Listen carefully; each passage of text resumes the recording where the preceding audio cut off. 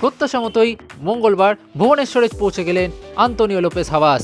ভুবনেশ্বরের the ট্রাইডেন্টে team হোটেলে জুড়লেন হাভাস। সহকারী ম্যানুয়েল পেরেসকে নিয়ে এদিন দলের সাথে যোগ দিয়ে দিলেন আন্তোনিও হাভাস। হোটেলে ঢুকতেই পুরনো কোচিং স্টাফ ও খেলোয়াড়দের দেখতে পেয়ে বেশ খুশি হন হাভাস, আর তাকে করজোড়ে স্বাগত জানান গোটা মোহনবাগান টিম ম্যানেজমেন্ট। হাভাসের আগমন নিঃসন্দেহে এই সুপার কাপে শক্তি বাড়াবে মোহনবাগানের। গত দুটি ম্যাচে জয় পেয়েছে মোহনবাগান, এবার সামনে কলকাতা ডার্বি। এই ডার্বিতে জিততেই হবে মোহনবাগানকে পরের রাউন্ডে যাওয়ার জন্য।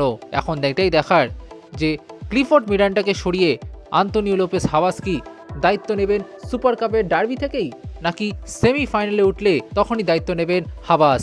কোনো সময় নষ্ট করতে চান না হাভাস, যা খবর এসেই অনুশীলনে দলের সাথে নেমে পড়বেন হাভাস, আর প্রথম দিন থেকেই দায়িত্ব নিয়ে নেবেন সবুজ মেরুনের।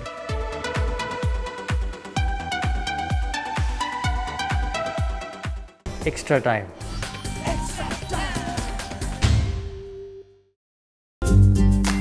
লেটেস্ট নিউজ আর এক্সক্লুসিভ ভিডিওর সঙ্গে আপডেট থাকতে এখনই সাবস্ক্রাইব করুন আমাদের ইউটিউব চ্যানেল। বেল আইকনে ক্লিক করতে ভুলবেন না যেন।